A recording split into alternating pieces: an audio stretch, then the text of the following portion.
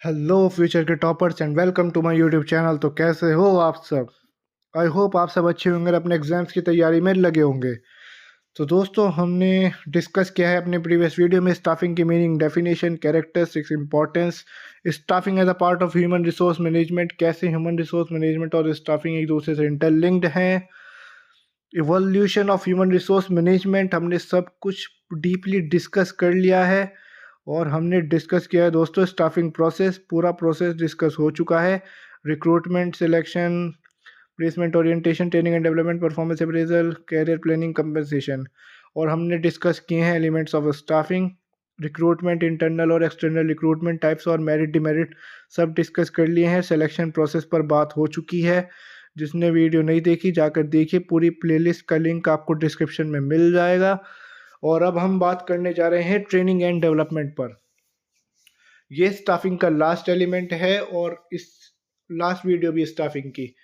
तो दोस्तों, हमने चैप्टर 1, 2, 3, 4 डिस्कस कर लिए हैं प्लानिंग के, प्रिंसिपल ऑफ मैनेजमेंट के।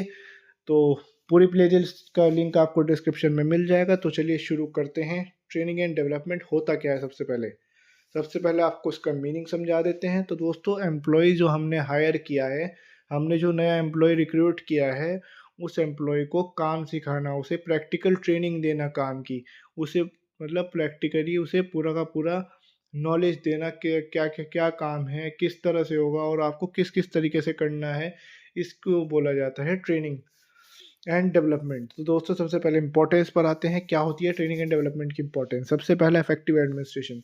जब दोस्तों जो आपने एक एम्प्लॉय हायर किया है, वो सिर्फ एक एम्प्लॉय आपने एक एजम्पशन पर हायर किया है। हाँ, उसकी मेन इफेक्टिवनेस तो आपको जब पता लगेगी ना, जब वो काम करेगा। तो उससे पहले आप उसको जो एक नॉर्मल सी ट्रेनिंग देते हो, उसको वर्क एनवायरनमेंट से गो थ्रू कराते हो, उसे बोला जाता है ट्रेनिंग करना। और उसकी ही हेल्प से होता है इफेक्टिव एडमिनिस्ट्रेशन। उसी से वो एम्प्लॉय एक इफेक्टिव बनता है। सेकंड पॉइंट आता है मोटिवेशन। जब आप अपने एम्प्लॉय के बारे में सोचोगे, उसके वेलफेयर के बारे में सोचोगे, यानी उसकी ट्रेनिंग वगैरह कराओगे, उसे प्रैक्टिकल नॉलेज दोगे, तो डेफिनेटली वो मोटिवेट होगा। जब वो मोटिवेट होगा तो थर्ड पॉइंट में वो क्या करेगा? थर्ड पॉइंट जैसे ग्रोथ लिखवा है, तो उससे क्या होगी? जब हमारा एम्प्लॉय मोटिवेट होगा तो वो ग्रोथ करेगा अपने काम में, वो काम में ग्रोथ करेगा और कंपनी में ग्रोथ करेगा। यही बात है इसमें। फोर्थ पॉइंट आता है बेटर परफॉर्मेंस। तो दोस्तों, अब आपने एक एम्प्लॉय को ट्रेनिंग दे दी, एक अच्छी सी प्रैक्टिकल नॉलेज दे दी, उसे सब कुछ सिखा दिया, ए टू जेड क्या उसका काम है, किस तरह से उसे करना है, यहाँ तक कि आपने उसे बोलना भी सिखा दिया, आपको अपने कस्टमर से कैसे बात करनी है। तो वो क्या देगा आपको इन रिटर्न में? वो उसका आप रिटर्न तो अच्छा देगा ही डेफिनेटली। तो वहाँ से उसकी जो परफॉर्मेंस होगी बेटर हो जाएगी पहले से भी ज़्यादा। फिफ्थ पॉइंट आता है achievement of goals.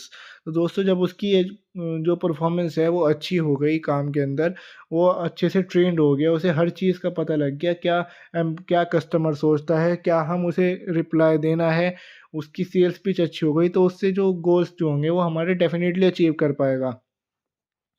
Six point आता है कोऑर्डिनेशन।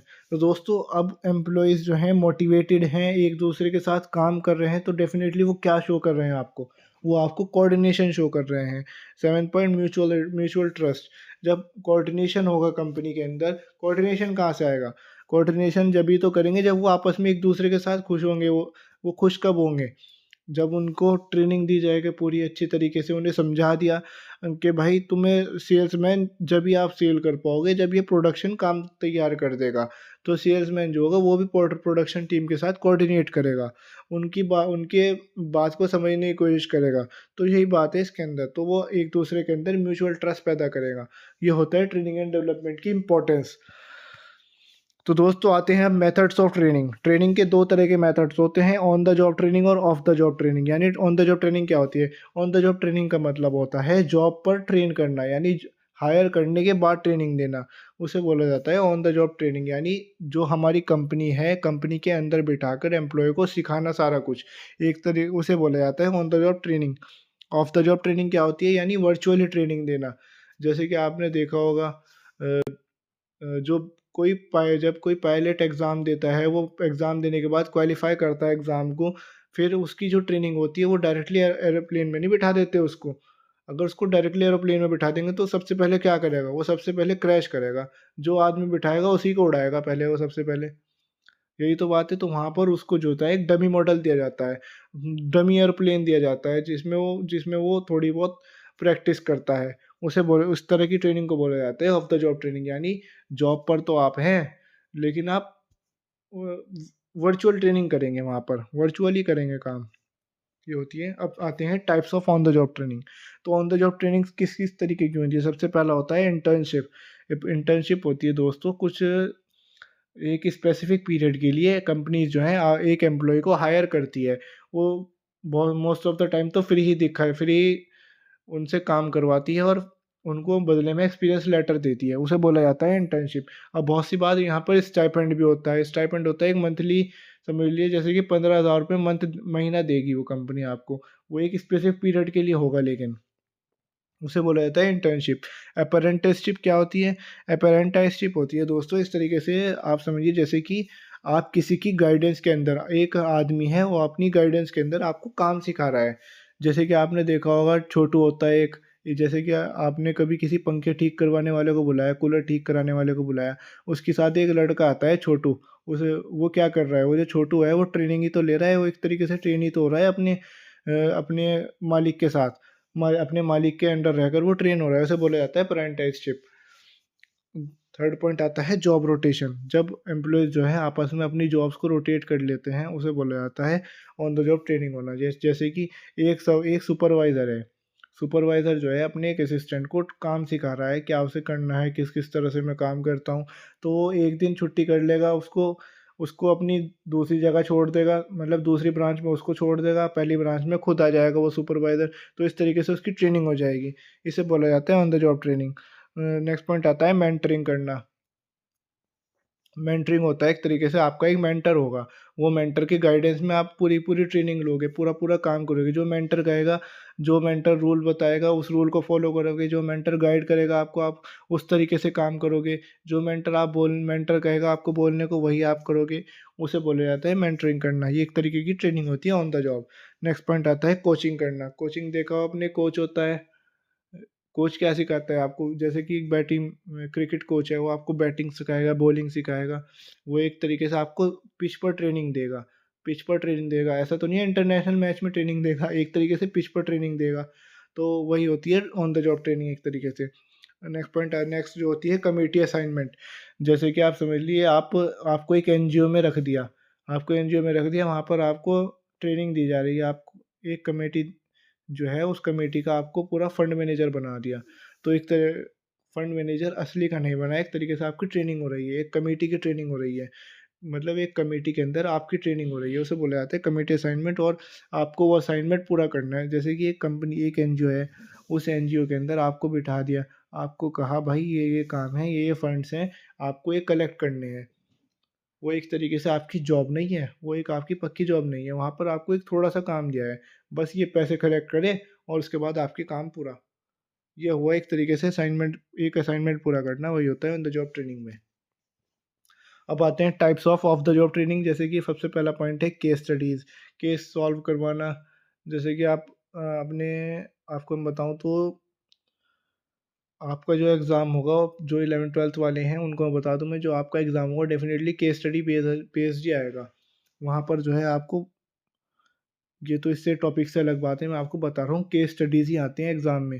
केस स्टडीज़ में क्या होगा, एक आपको बता रखा होगा, एक पैराग्राफ आएगा, उससे रिलेटेड क्वेश्चन आएँगे। वहाँ से पूछेंगे आपको भाई इसके अंदर कौन सा प्रिंसिपल सॉल्व हो रहा है, कौन सा प्रिंसिपल लग रहा है। तो वही बात होती है केस स्टडीज़ के अंदर। एक तरीके से अब आपको ऑफ द जॉब ट्रेनिंग में केस स्टडीज़ कैसे कर क्या होता है ऑफ द जॉब ट्रेनिंग में केस स्टडीज़ कैसे ऑफ द जॉब ट्रेनिंग है। तो आपको बताऊँ मैं तो दोस्तों, जैसे कि कंपनीज़ जो हैं आपको एक केस दे देंगी, आपको एक डमी केस दे देंगी कि इस केस को सॉल्व करके दिखाओ। तो जब आप उसे सॉल्व करोगे ना, आपको प्रॉपर नॉलेज मिलती रहेगी काम की, पूरे मैनेजमेंट की आपको नॉलेज मिलती रहेगी। इसी को बोला जाता है of the job training. Second point आता है लेक्चर्स। आपको लेक्चर्स के थ्रू बताया जाएगा। कॉन्फ्रेंस कॉन्फ्रेंस के थ्रू बताया जाएगा। वहाँ पर बहुत सारे आदमी बैठे होंगे, वहाँ पर आप भी होंगे, और एक आदमी होगा जो उस कॉन्फ्रेंस को लीड कर रहा होगा। तो वो होता है थर्ड फोर्थ पॉइंट सेमिनार, जहाँ पर बहुत सारे आदमी बैठे होंगे और एक होगा स्पीकर। वो स्पीकर आपको सारी बात बताएगा कि ये चीज़ें होती हैं, ये काम होता है। सेल्समैन का सपोज़ एक सेल्समैन की टीम बैठी है वहाँ पर एक सेमिनार में एक स्पीकर है, वो स्पीकर आपको बता रहा होगा कि टिप्स बता रहा होगा, आप सेल्समैन जो है आपको कस्टमर से कैसे डील करना है, वो सारी बातें। वेस्टिब्यूल ट्रेनिंग, वो मैंने आपको एक एरोप्लेन वाला एग्ज़ाम्पल दिया था अभी, जैसे कि कंपनीज़ जो पायलट की जो ट्रेनिंग होती है वो डमी मॉडल पर होती है। वो असली एयरप्लेन नहीं पकड़ा देते हैं पायलट को, भले ही उसने एग्ज़ाम क्वालीफाई कर लिया, वो एक अच्छा पायलट बन सकता है, लेकिन उसके लिए उसे पहले डमी मॉडल पे प्रैक्टिस कराई जाती है। वही होता है वेस्टिब्यूल ट्रेनिंग। नेक्स्ट पॉइंट आता है सिमुलेशन, वो एक तरीके से इमेजिनरी समझ लीजिए। जैसे कि आपने PS5 वगैरह खेले होंगे, आप देखते हैं वो आपके PS5 के अंदर वो इशारों से गेमिंग जो होती है ना, वही समझ लीजिए। आपके हाथ में नकली बैट होता है, वो एक जी सेंसर बेस्ड, और सामने एलईडी के अंदर, टीवी के अंदर वो बॉलिंग कराता है, आप उससे मारते हो। तो इस तरीके की ट्रेनिंग जो होती है उसे बोला जाता है सिमुलेशन। तो दोस्तों ये हुआ ट्रेनिंग एंड डेवलपमेंट के ऊपर, ये हमारी पूरी हो चुकी है स्टाफिंग चैप्टर। यहीं पर तो लाइक कमेंट से सब्सक्राइब कर दीजिए हमारे चैनल को, और बेल आइकन को प्रेस कर दीजिए और सपोर्ट कीजिए हमें, जिससे हम आपके लिए और भी ऐसी वीडियोस लाते रहें। तो दोस्तों थैंक यू सो मच दोस्तों, thanks for watching and keep watching my video.